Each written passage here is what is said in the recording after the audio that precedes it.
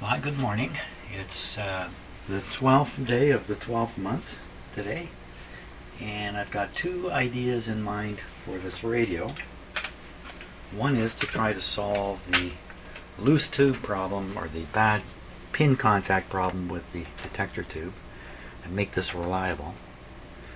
But the thing I'm really interested in is experimenting around with the resistor here that's located right beside that tube. That guy there, of which I have quite a few, and I've never really experimented with them or investigated it very much. That's the detector, a critical part of the detector circuit in the radio. But first we need to stabilize this tube. So over the last couple of days I've got a couple ideas in my head. None of them are particularly good. But I think the first one will be to try to get those contact pads bent up. See the one that's very low? That's probably the problem one. There's two things about it. They've got to be bent up high enough, and they have to be bent the same height. If one of them is low, the other three will be enough pressure on the tube to keep it from sinking low enough to contact the fourth one. Maybe I really just have to concentrate on the one. See, when I look with my own eyes instead of through the camera here, two of them look like they all look pushed down. They all look pushed down. So I think if I remember right, these are underneath a coil. These gigantic, beautiful coils in here. It's up under here.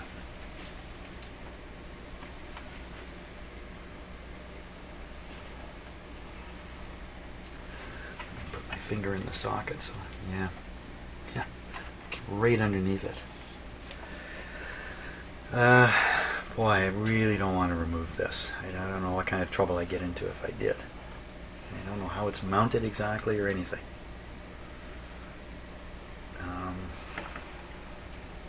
Oh boy, how can you get access to it under there? I can't even see it. Well, maybe I can. Okay, got the back of my fingernail on it. One of them. Yeah.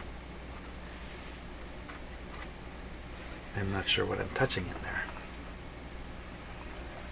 there. Boy, oh boy, oh boy, oh boy, oh boy.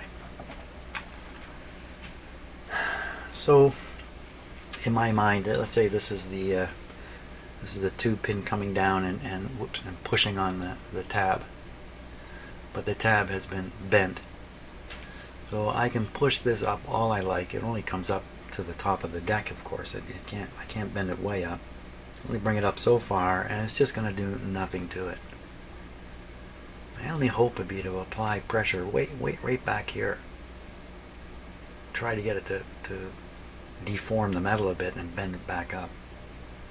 That requires a lot of force and a lot of precision in where you're pushing it. You know, as soon as you start applying force to things, if whatever you're using, screwdriver, whatever, should slip, it's a stabbo into something by accident. So, well, there's one here we can see more clearly. Maybe I can do a little ideation with the one I can see here. Right here.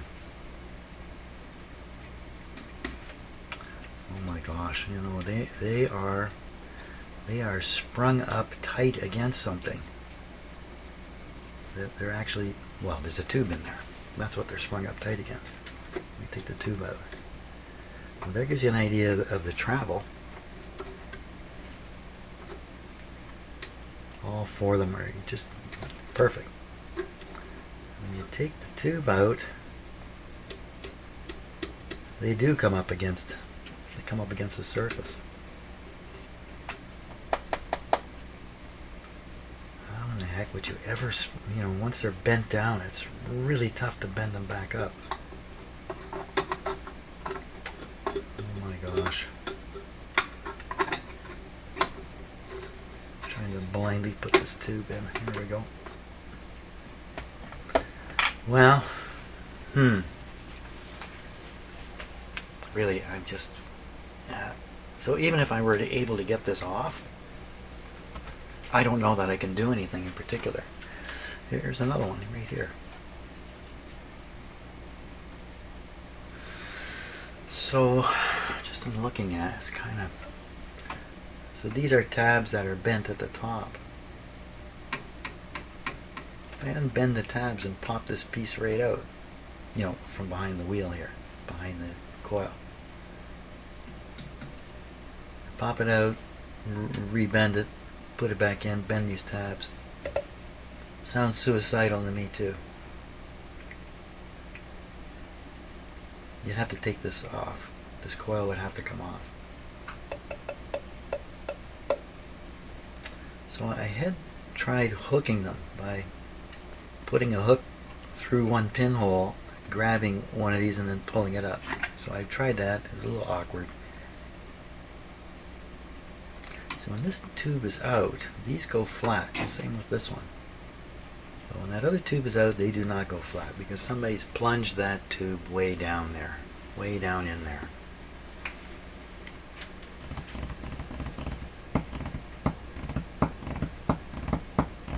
So another possibility, and this was whispered to me by my friend, why not extend the tube pins with a little bit of solder?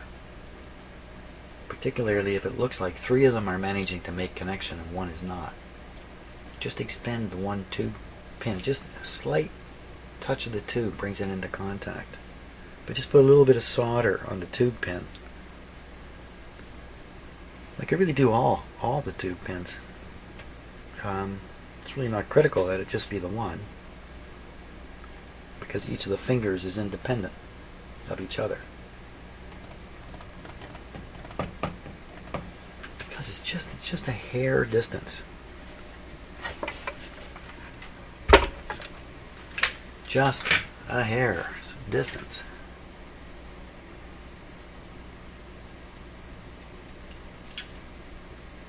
So I'm looking for the it's very visible over here. You can see the folded up tabs here that are holding the socket contacts in place. But where are they on this one? This is a different kind of socket. It is. It is. Yes, it is. It's sunk down in. I remember that now.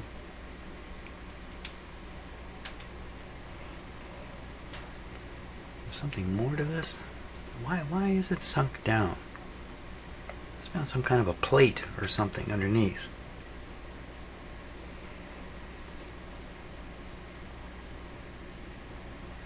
So these wing pieces here, well, they're not in contact with the deck. They're floating. This one's floating just above it. Wow, look at that. Okay, I see it. This is part of this. Watch, when I move the socket, the resistor will move too.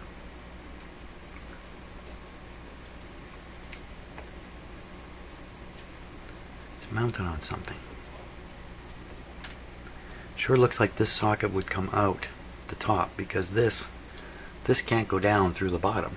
This is going to come off the radio. It can't go down and out. It's got to come up and off. And these wings are preventing it from going down also. So this is constructed differently than the others. Look here. I can see again, it looks like a metal tab sticking down through a hole.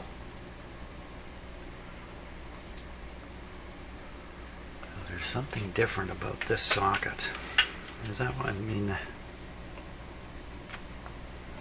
You also see that the gap is still open here. Thought I'd squeeze this enough.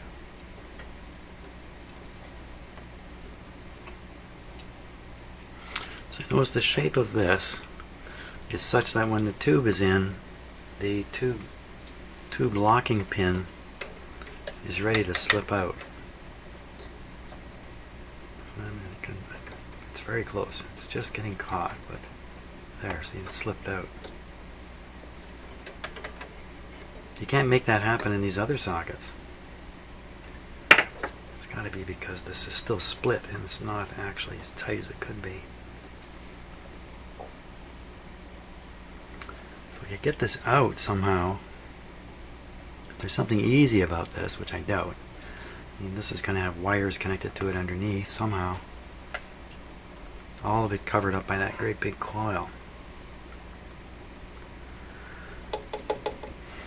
Okay, so the other alternative, if I can't spring those back up, is to extend the tube pins downwards.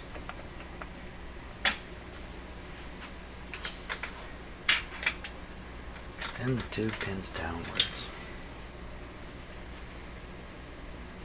Well, it wouldn't be too tough to grow some solder on the bottom of these.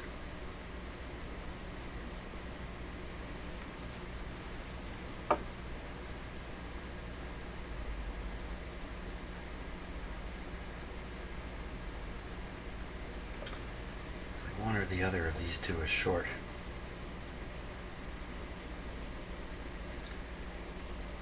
No, not by much.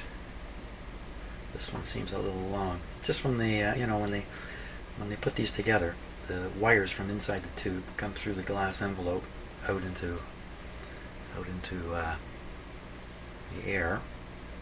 When they're hanging out, they slide on the base. The wires protrude. They come through here and they hang out. They then apply the solder, and then they nip off the remaining wire.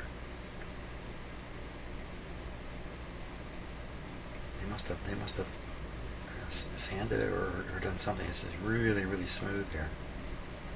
Often on tubes you can see these wires. You can see them. I think I can feel this one.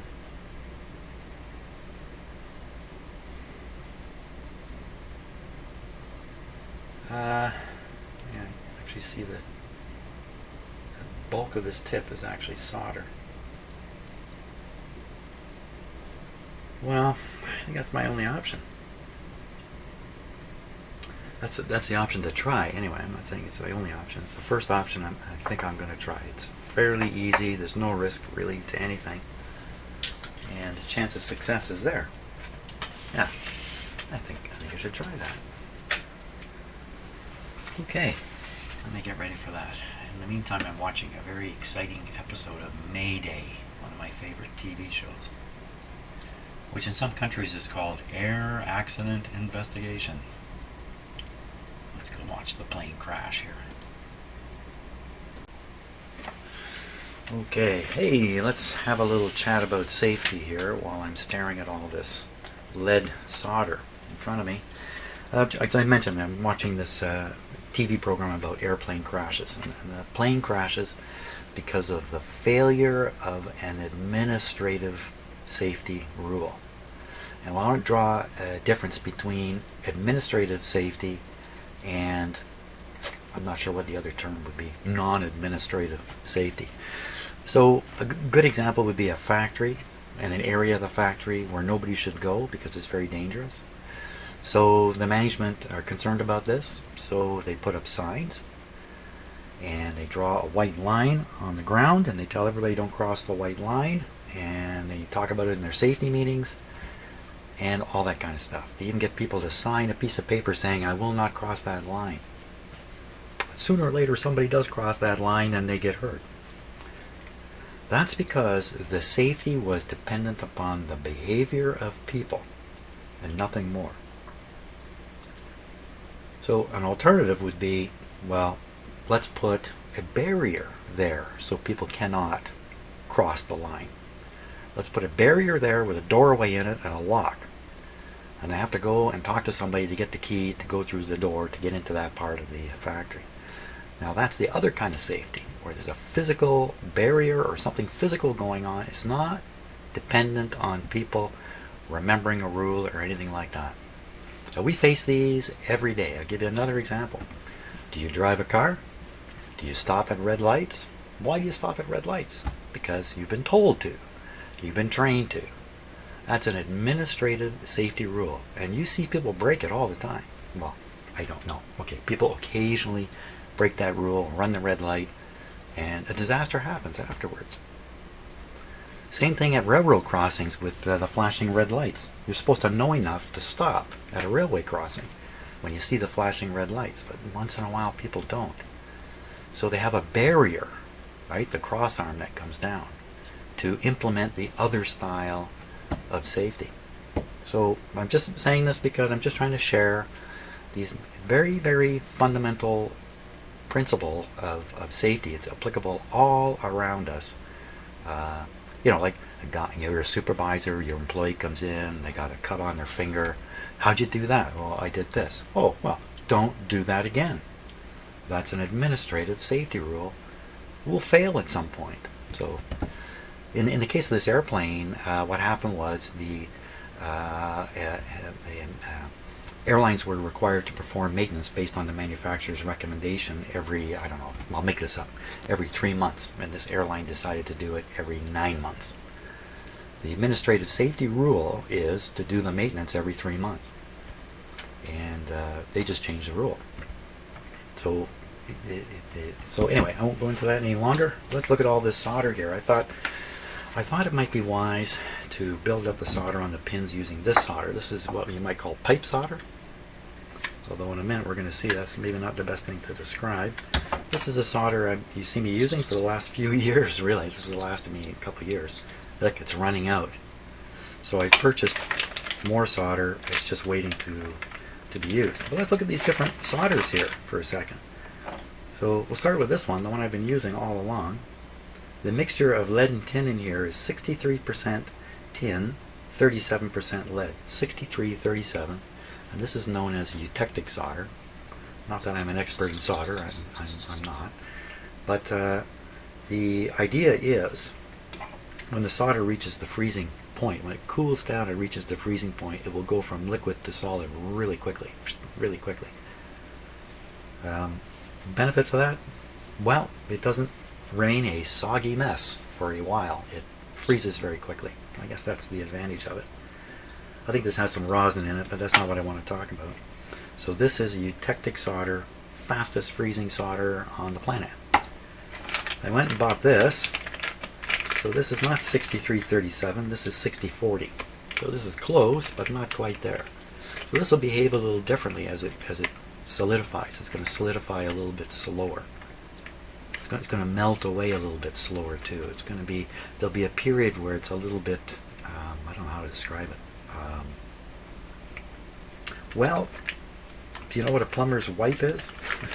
I won't go into that. But here's a solder I'm planning on using. This solder is 50-50. 50-50 lead tin solder. And the result of this is it's very hard. Very hard solder.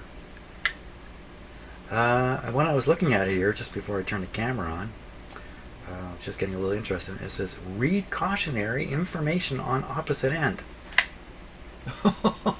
Yeah, I'm going to read that. I got out my magnifying glass to read it. Thought I'd just read this. I mean, the last time I read safety, this is the administrative stuff I've been failing on. right here. So I'm going to read a little of this, just because. What does it say? I have to look through with my magnifying glass. Contains lead, which may be harmful to your health. Lead is known to cause birth defects and other reproductive harm. Federal and or provincial laws prohibit the use of lead solder in making, back to the start line, in making joints in any private or public potable drinking water supply system. What? I'm sure I've soldered copper pipes in, not this house, but my old house, with this exact piece here. Uh-oh.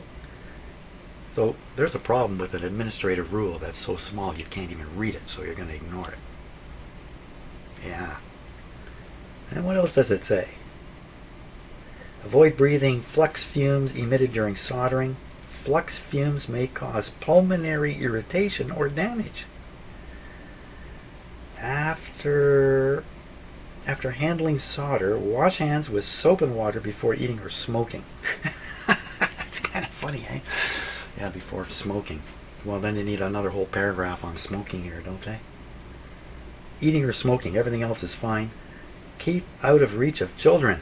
That's the real problem there. They put that in bold print. Can you see? Keep out of reach of children, bold print. Oh my gosh. Okay, so now let's get down to work here. I've got to somehow steady this tube up in something. What have I got to steady it up in? Because I can anticipate I'm going to need both hands, of course. One on the soldering iron, one on the solder. Let's see what I can do here. I kind of experimented with this a little bit before I turned the camera on. This is about the best I could come up with. That's not bad. I should be able to solder to those. Okay, so the main thing is I'm soldering the end of the pins, and of course the lead wire from the tube is soldered at the end of the pins. Now some of the solder will have gone up in the pins, but who knows how much. Sometimes these things are barely connected, just barely connected in there. And you've probably, if you do this kind of stuff, you've probably made connections of this sort where you're pushing a wire through a pin of this sort, and then you're trying to solder it and get the solder to flow down in, and it's a little bit tricky business. It's not quite what I'm trying to do. I'm trying to do the opposite, really. I don't want the solder to melt up and free from the wire here. I'll end up with a tube that won't work. Now there's probably a melting temperature. I'll bet you the eutectic solder melts at the lowest temperature and everything else melts at a higher temperature. And I don't think this has got any kind of core in it, like acid core or anything. If it was acid core solder, this would be a big mistake to use this. It's a really bad mistake. I don't think there's any core in it. Let me just nip off a little piece here. It's just solid wire. So a lot of solder has fluid right in the middle of it, like this stuff. This stuff has some fluid in the middle of it. Okay, let's see if we can melt this stuff up. If it was acid, I'd put acid on my soldering iron and kiss the soldering iron goodbye. You never want to use acid core. Yeah, it'll melt. So hopefully I can build these up, which is the objective here. Build them up.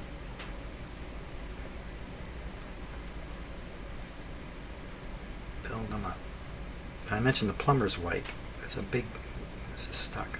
Big deal on power systems, power cable, believe it or not. Power cable and older stuff on the streets of the city and made with a lead sheath. Ooh, that's really sticking up. And cable splicers have to deal with this lead sheath, and part of it is doing a thing called a plumber's wipe. Very similar to soldering two copper pipes with I really built this up nicely with oop, come on, get off.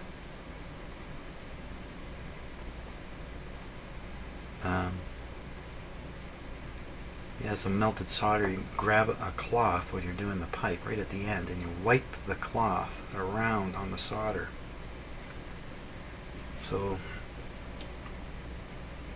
that's called a plumber's wipe, or a wipe. Really terrible explanation of all that, but luckily these days, if I say something that catches your fancy, all you got to do is just jump on and ask Mr. Google for more information. So you don't have to. Yeah, I definitely extended those. Whoops, I definitely extended those. Wow, and that should be pretty hard. Pretty hard. It's definitely hard. Just a little bit of a point on there I'm going to get rid of. So I think if I tried to do that with eutectic solder, I'd have a hard time.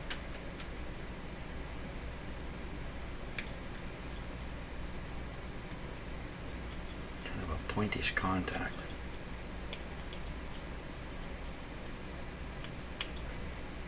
What other tricks have I got here?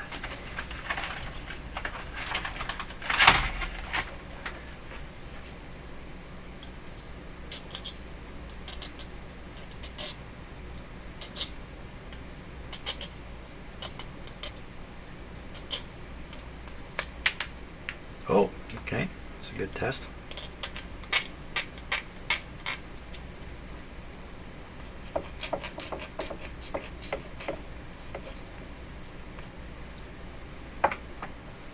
fell off. Yeah, wash your hands with soap. I think I've been guilty of fooling around with solder like I am now and then just carrying on.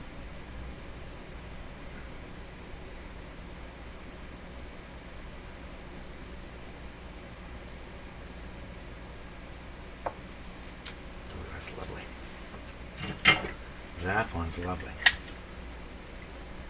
A moment.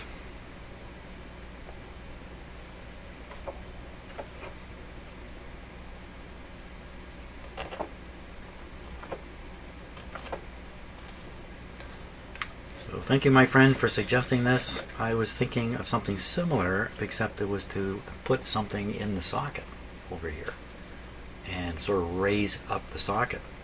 Dripping in solder. I really didn't carry the idea too far, but I hadn't thought about extending the pins on here.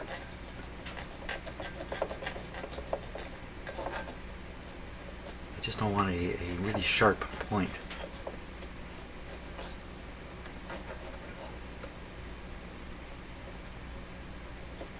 Okay, this is now the official detector tube of the radio. Time to give it a try. And then we'll go on to stage 2 today, which is playing around with the grid leak resistors and seeing what happens with them. First, let's get this radio to operate. I wonder if I should. So another idea for squeezing down this this thing is to put a pipe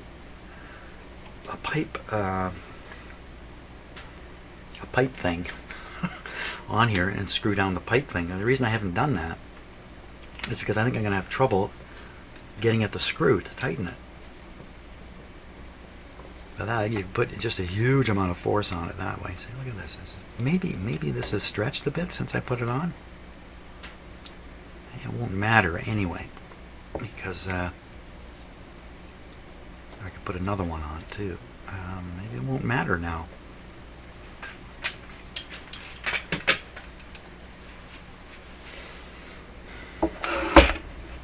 Okay, let's put her in.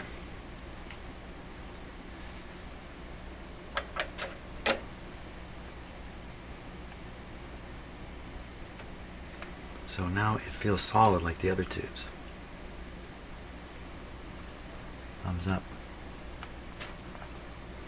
Okay, check this. It's been a little while. I fiddled around. Everything looks good. This one down at the bottom here, which you can't see. I'm worried about a short there. Nope, looks good. All looks good. Everything looks good. Okay, switch is off. What are you staring way over there for? Let's put on them.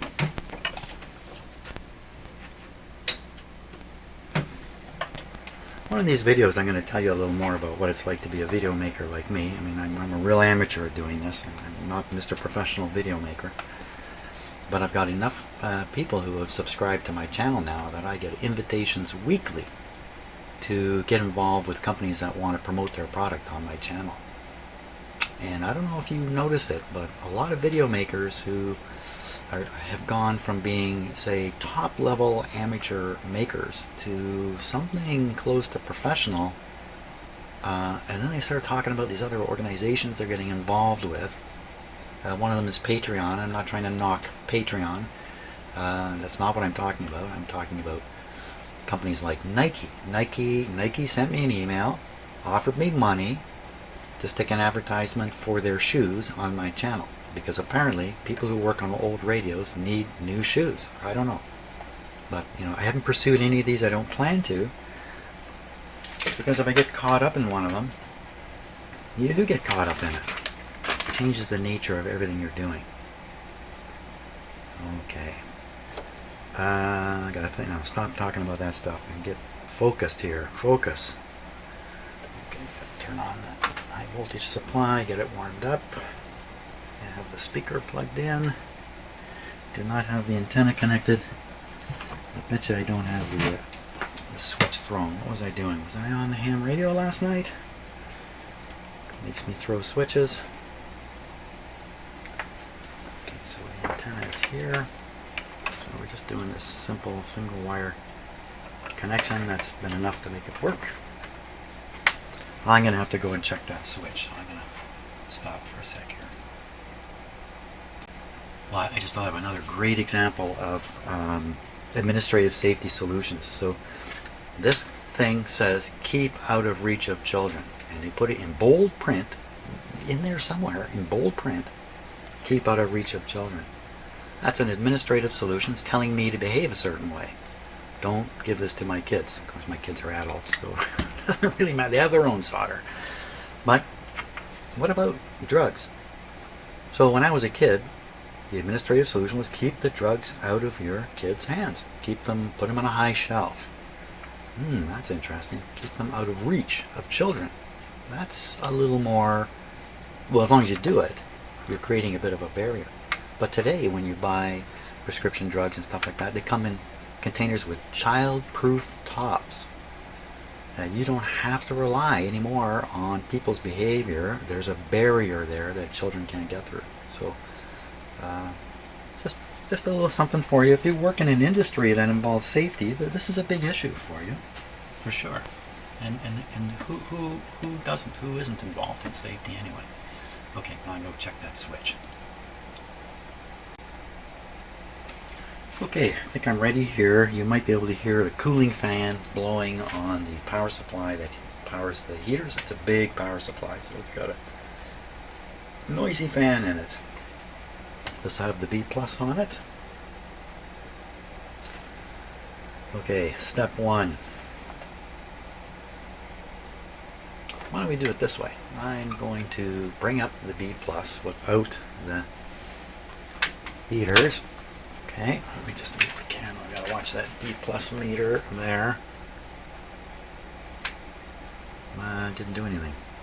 How come it didn't do anything? Because it's not connected. I am not connected to the meter. Shoot. Okay, we'll do this a different way. I know roughly where to turn the knob.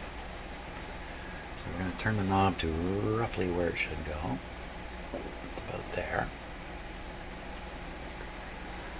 Okay, so that should be somewhere around 80 volts, something like that. B plus. Now the other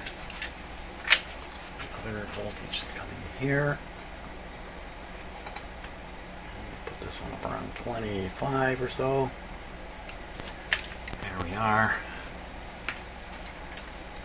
Okay. Come on, radio. Now, the last time I operated this radio, it started operating quite well, and the buzz disappeared, and I could never nail down what was going on there. Let's see if it's... I get the impression the tube is not making contact. Shoot.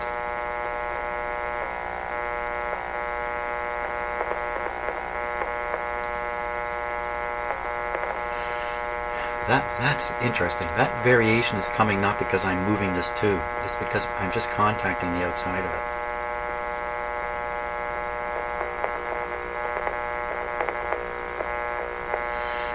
Must be some capacitive effect through the tube glass into the inside. Maybe the inside has that getter all over it. What about the volume? Maybe it's just the volume. That's what fooled me last time.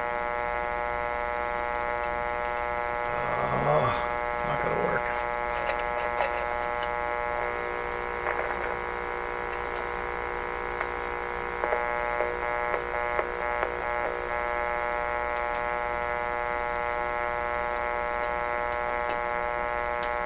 Well, I think it's making contact.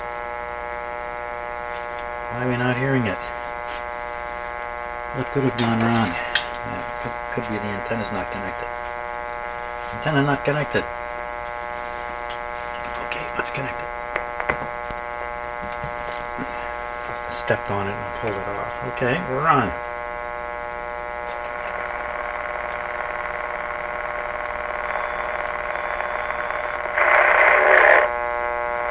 She's working.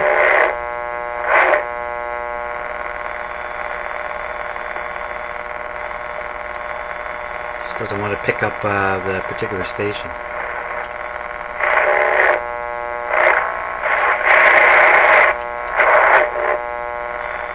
Well, that's good. I've got that stabilized. Excellent. I don't worry too much about it not actually picking up the station. Okay, switch off. Now, the objective, and maybe the B plus is still too low. The objective now is to fiddle around with all the grid leak resistors. So let me get them out here.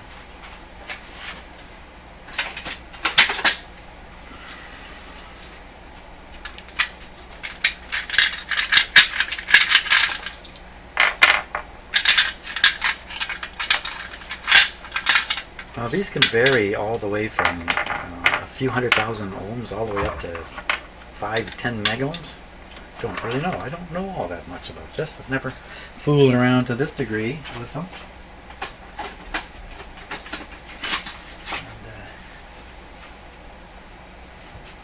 So I'm going to want to measure the resistance of all these. Let me figure out an easy way to do that. There's a lot of them. And then I got to keep track of it all, and the one in the radio too, most importantly. Okay, let me figure that out.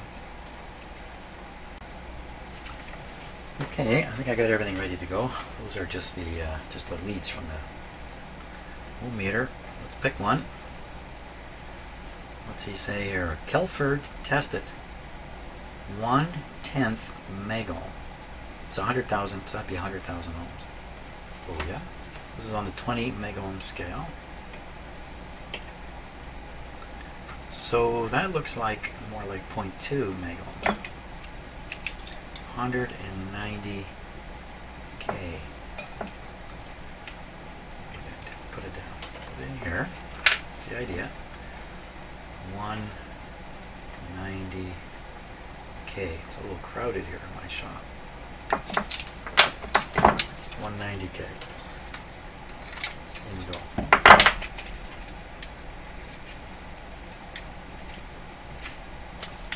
Okay, next one. See anything on? Look at the other side. That's got a. They're constructed differently. Uh-oh.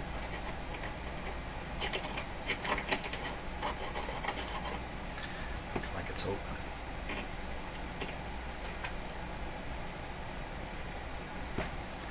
Open circuit. Okay, I'm going to put those over here. Bet you a bunch of these are open circuit. This one, I don't see anything inside it.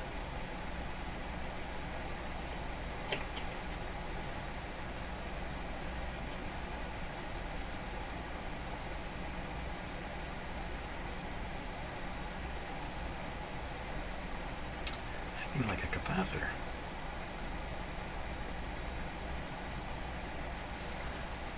Yeah. Okay. Put that one aside. There's that one nicely labeled. De jour metallized resistor. 100,000. No, wait a minute. Yeah, 100,000 ohms. 100,000, eh? Oh yeah.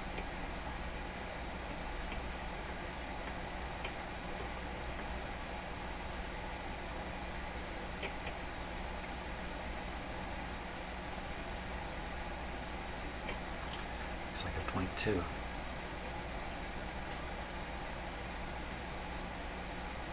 Oh my gosh, all kinds of readings there. The lowest I see is 0.2.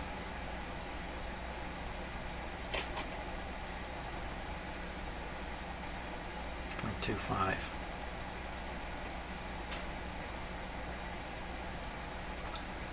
0.24.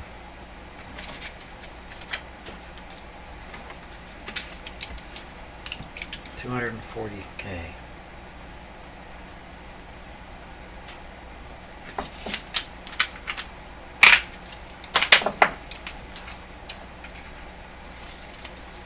So I did look at my TV again and watch another bit of another episode of Mayday, and this one, can you believe it? They're flying a big airliner full of people, way up high in the sky, 17,000 feet. The windshield blows out in front of the pilot. and he gets sucked. This is a true story. Sucked right out of the plane forward and blown right up onto the top of it, with just his legs below his knees remaining in the airplane, and fast action by the third pilot, the engineer on board, reached over and grabbed his ankles. And now they're flying a plane at 17,000 feet. The captain is outside of the plane, on top of the roof, with his legs just inside the plane. And of course the whole thing's depressurized. Oh my gosh. They landed that plane successfully. Then the emergency people got the pilot's body off the plane, and they're sticking him in the ambulance when they realize he's alive. He's alive. And then they actually interviewed him on the TV show, a couple years later. There he is, looking just fine, talking about the accident, what he remembered of it. He remembered everything.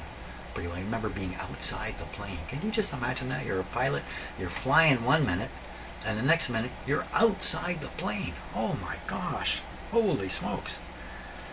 Yeah, I get excited about that show. Fixed grid leak. Tested 1.5 megohms. Aerovox. New York, NYC, New York City. This one looks to be in great shape. So 1.5 megohms. Ta-ta-ta-ta.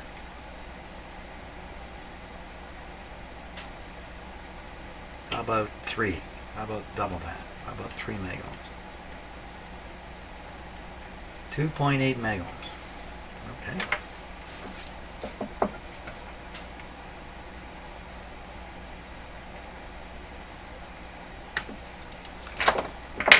Yeah, just crunched in here. I can't write neatly.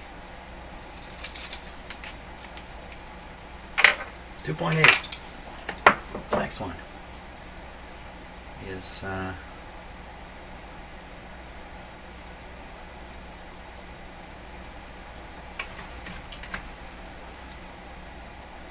let's see what it says on here. Poly something or other. Polymetric or something like that. It's all roughed up. I can't see a value. Cannot see a value. And it's either over 20 megohms or it's open. I'm going to go for open. It's open. Now look at this thing. Now is this really one of these resistors? Sure looks like it. It's not, usually these things are clip, the clips grab the end like this. So yeah. Durham, 0.25 megohms, metallized. International Resistance Company. International Resistance Company. Philadelphia. Okay, how's the Philadelphia resistor doing? Oh, I can't get them on my thing here. Come on, Philadelphia.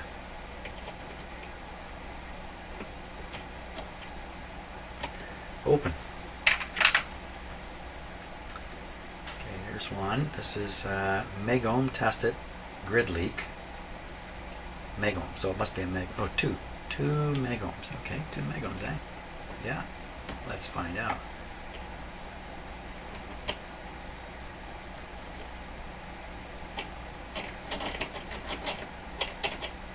It's doing the capacitor. I don't know. Is that my fingers? No. 11 megohms. That's 12 megohms. That's a little much. I think 12 megohms, but if you want to experiment with something, 12 megohms. One of the things I found in my life is when I have trouble understanding things, if I consider them in the extreme, sometimes it becomes more clear what is going on. So, okay, here we go. 12 megohms, that sounds extreme to me. Now, this is a beautiful looking one, but nothing written on it. Nothing at all. Looks pretty rugged too. Let's see what it does. What do you get?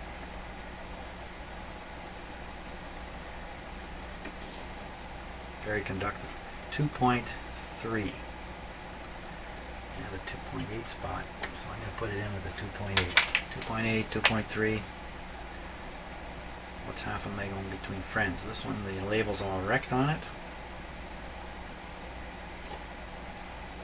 Seems a little bent, like this isn't on straight. Bad manufacture. Nobody's home. He's a dud. Another dud. That's too bad. Too many duds. And this one here is another Durham International Resistance Company, but the value is gone. Looks like a rod inside it here. Jeez. Duddin. Let's move this out a bit. Duddin. Oh!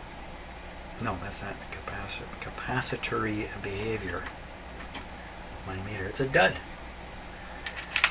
Okay, I'm going to pull the one out of the radio here. Oh, I got to get right beside the tube that I've so carefully put in there. This is going to be the problem with experimenting here. How can I get it out without... grab it by the glass with my pliers? I don't think so. Grab it by the end here. And then you gotta just pull back the link. Here it comes. That's the method. What do we got?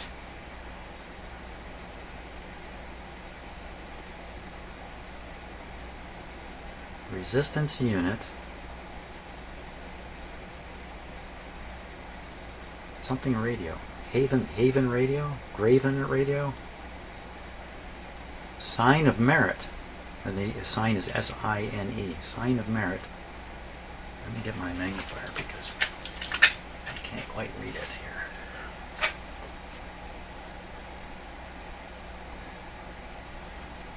It's called Davin Radio. D-A-V-E-N. Davin Radio. And then they have this, you probably can't see it there, but they have a squiggle like this, like a sine wave going through the Davin Radio. Resistance unit. The Sign of Merit. Newark, New Jersey. But what's the value? What's the value, Kenneth? Doesn't say. But we know this one's the one that's driving the radio. Come on, no way. Really? This is what you're going to give me? How can this be? How can this be?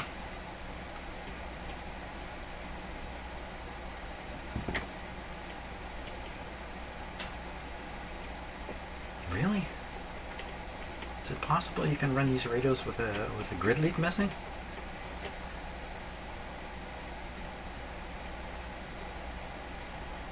Wait a minute, it says something right here on the end. 4M, 4 megohms. I'm on the 20 megohm scale. A 4. This is a 4? Looks okay, but I don't think you can really look at these and tell. Well, sure seems open. Okay, we'll take a long shot. I'll go up on 200 megohms.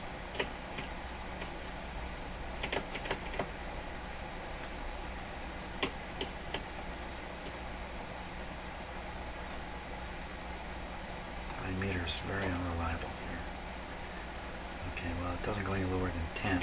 Oh, what did it do there? This decimal point just showed up. My poor meter. Decimal point disappeared.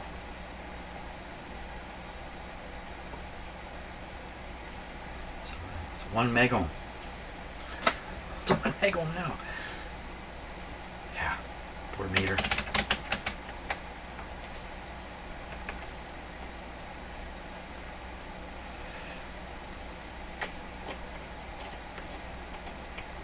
By gosh.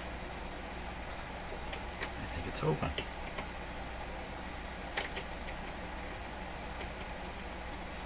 Well, that's a lesson. I would have thought if this was open, the radio would have no chance of working. Of course, it didn't work today, did it? It did not work today. So, what is supposed to be in there? Oh, it probably says on the schematic.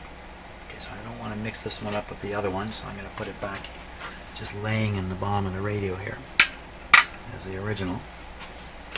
I'm going to stop for a minute and check up on what the schematic reveals. Well, the schematic here, here's the resistor. Grid leak 5 megohms. None of those were 5 megohms. The highest I got is 2.5 megohms for open circuit. Let's just see what this other model has for its. Where's the grid leak? I'm doing something a little different here. I don't see a grid leak.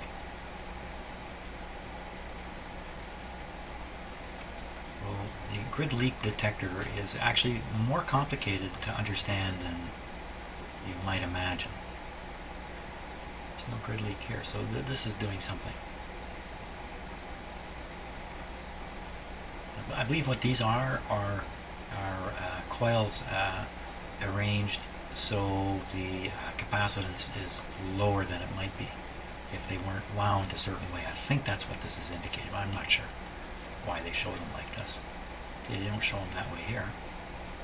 Just here. Yeah, the early radios and early radio experimenters are really into coils. Maybe it was an offshoot of Tesla and his discoveries about what can be done with coils. So the coil doesn't mean much to us today, but I think back then these were big deals. That's why you see those beautiful big green coils. They didn't come up with that just woke up one morning and let's make a green coil that looks like that. No, that came from a lot of experimentation, I'm sure. Well, it's looking for 5 megohms.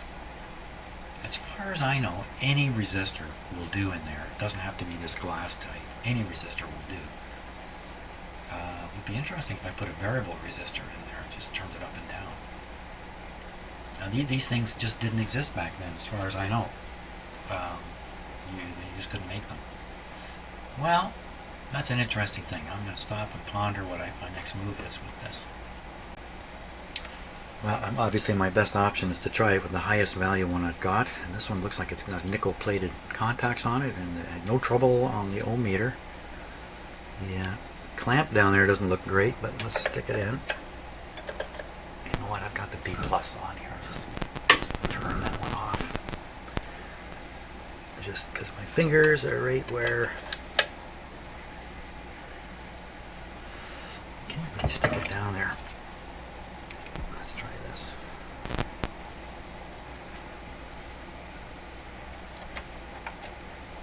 Oh, bumping the tube left and right. Okay, it's in there. Okay. Volume down. I don't know what's going to happen here. Switch on. Oh, B plus missing. Switch off. B plus on. Okay, switch on. Sounds the same. Tune around. Doesn't sound the same. Sounds like it's not receiving. Sounds like this tube's out.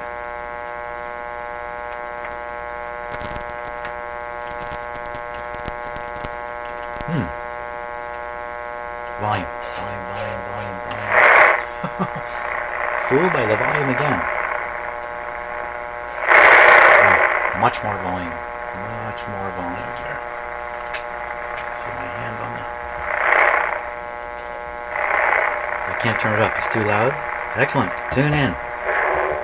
Oh, lovely. Come on. Okay, so it doesn't want to pick up a station. But that's no fault of the radio. Somebody else is not cooperating here.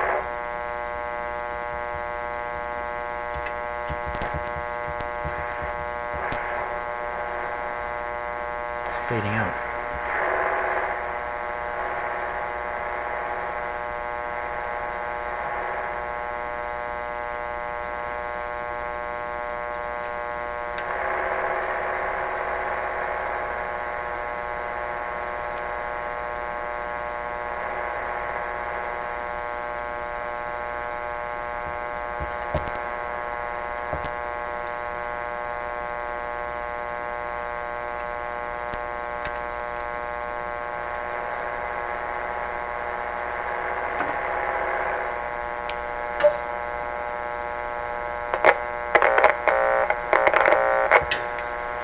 try to move the resistor a bit, and well, that's interesting. One end, no effect. Other end, it's not that interesting. One end is attached to the grid. Interesting test, I guess.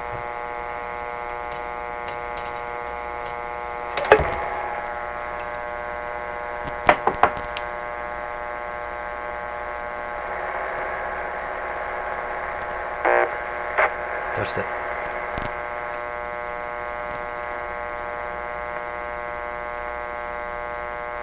Sounds like a heater coming and going. Is it this guy?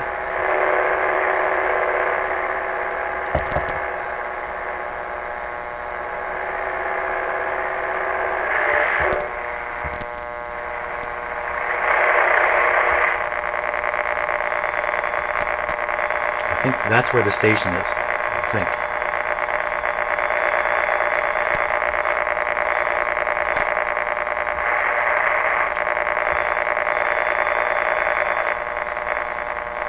What's going on with my antenna? Let's go around here. For sure. Is this the antenna? Yep. Oh yeah, that's quite clearly. That's the antenna.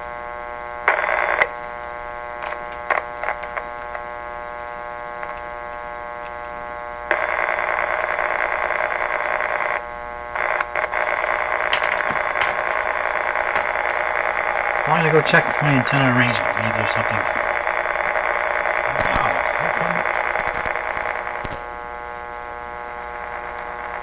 So I just noticed the volume that my recording system is showing here. Are you hearing something funny? Let's see.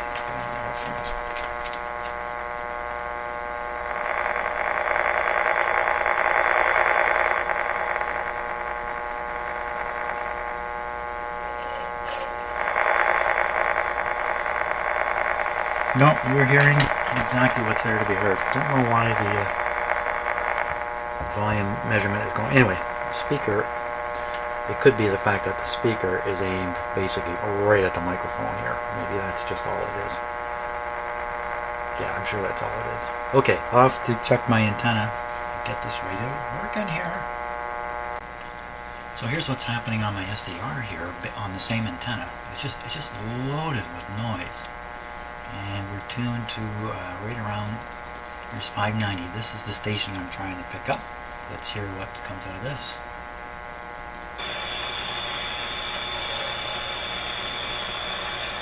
There's a lot of noise.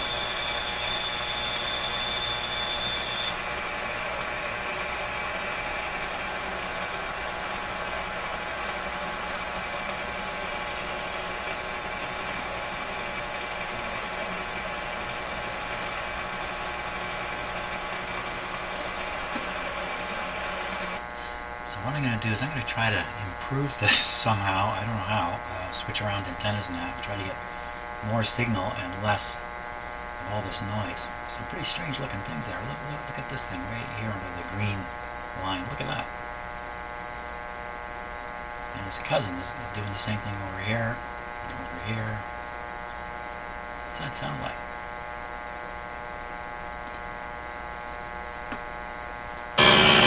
Ooh.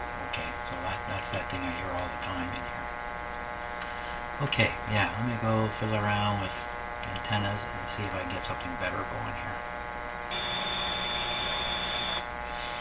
Can't seem to improve it. If you look right here, in fact, let me expand this just a little bit here.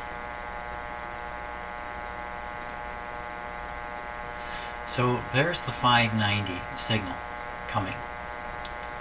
There's the interference signal right there. And there's that weird thing, that blah, blah, blah, blah thing I hear all the time.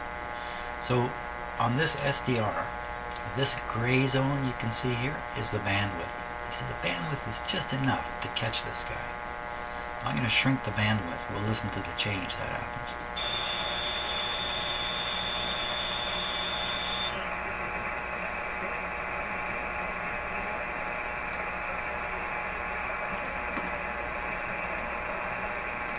So I think this is probably part of the problem with the radio on the bench. I can't shrink the bandwidth on it. The bandwidth is whatever it is. and it's capturing a lot of these noise signals. Certainly this one, which is right near here. The question would be, is there a stronger regular radio signal in here? And I kind of doubt it. So that's at 619. 620 is just off to the side, so there isn't even a station there. 640, there's a station. But look, it's got this bubbly thing on top of it, whatever that is. So you're not going to get that station. 680 is another one. And you can see it there, right there. But look, this thing's all over it here. It's just luck of the draw that these noise signals are landing right on top of the stations that are most desirable to listen to. Isn't there another one down here? So one of the ways you can identify using an SDR whether the signal is a station or not is it's going to be dead on, you know, the 10s here, 590, 600, 610. So we go down. So that's probably a station, 570. Okay, I'll take that back. This technique, 530, this technique is very useful for shortwave listening. A lot of signals appear when you're using an SDR to listen to shortwave, and some of them will land right on, you know, the zero here. And you can think, oh, that's probably a shortwave station that I just can't, the radio just can't reproduce the sound for. You do that all the time now. Well, situation is antenna sucks. No wonder the radio can't work. We need certainly something a lot better. Maybe we should just use the signal generator at this point. And just to hear the difference as I change that resistor around. That sounds like the best idea given the situation here. Okay, so I've got the signal generator running at 590, which you can't see, and you can hear the tone coming out.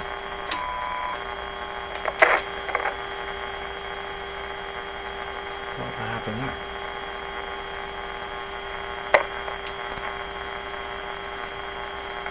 Just loose floppy wires.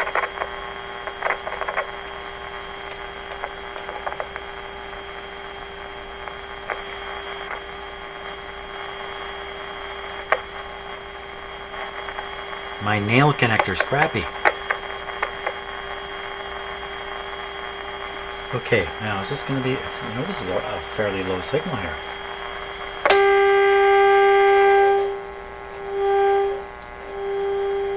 So part of the reason you're changing these resistors in the old radio is to accommodate strong signals and weak signals. What happened to it?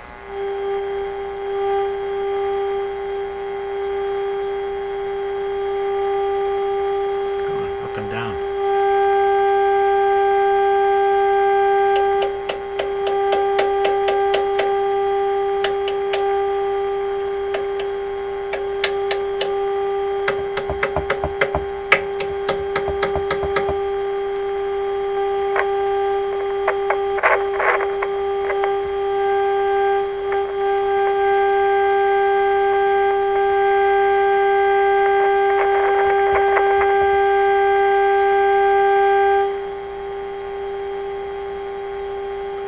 Okay.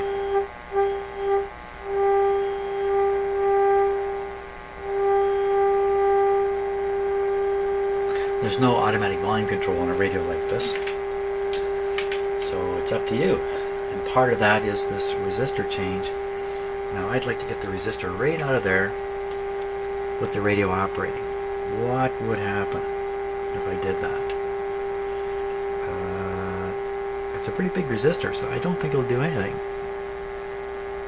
Let's go on that quiet side here. This is liable to get a little noisy. You know, you can't just pull it out. They're kind of locked in there.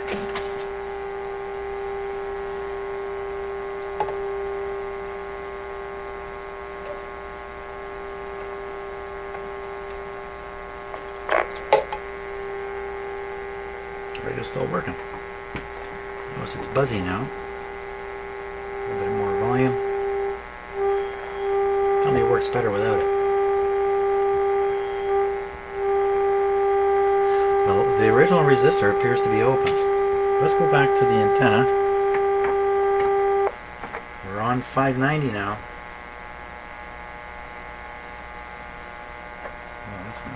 That's not very good. That's not very good at all. Okay, I'm just going to tap this in. I won't just tap in the resistor. Just lay it on top of it. Yeah, squeeze it on the glass. Don't get carried away now.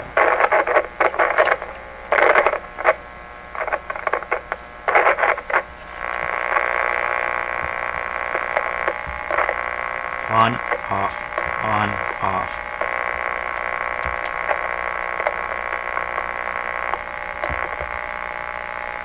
What's it all mean? Okay, we'll go on the other extreme. I'll take my low resistance one. This is just under 200 K.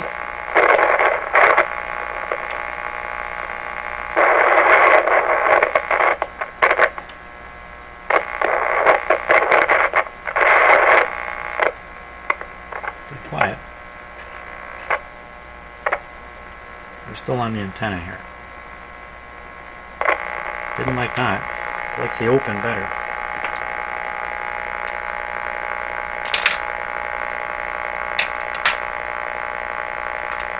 Try my other high resistance one here. About the same as the last one.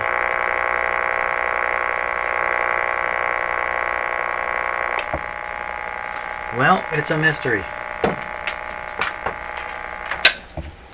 There's a mystery in there wrapped up in an enigma. Must be something more going on here. Why my antenna's performance has changed so much? You know how? You know why? There was a huge windstorm went through Ontario yesterday. We had some of the strongest winds here I've ever seen. A little scary at times. Maybe my antenna gave up the ghost. Oh. Well, I think we're going to leave it at this point, right here. I got enough stuff to think about today and ponder, and tomorrow, I don't know, fool around some more. So thanks a lot for watching, and see you tomorrow.